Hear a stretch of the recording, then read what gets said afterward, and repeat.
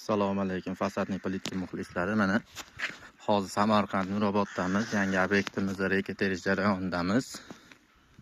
Xudo xolasa fasadniy tomoniga rekalarni to'qib, uteplительlik qilib, klientimiz aytgandek orasiga uteplitel tiqib berasiz dedi.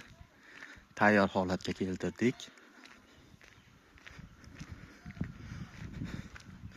Bu tomonlari ham tayyor.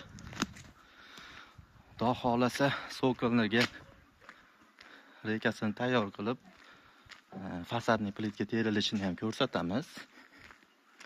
Hozircha faqat fasadiga tayyor qilib turibmiz.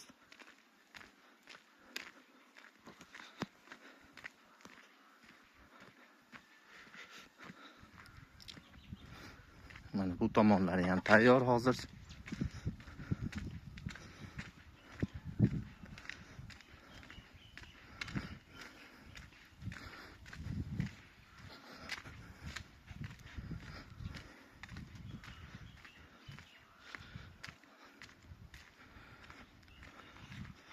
Klientimiz sariqqa mokri fasadniy plitka tanlagan.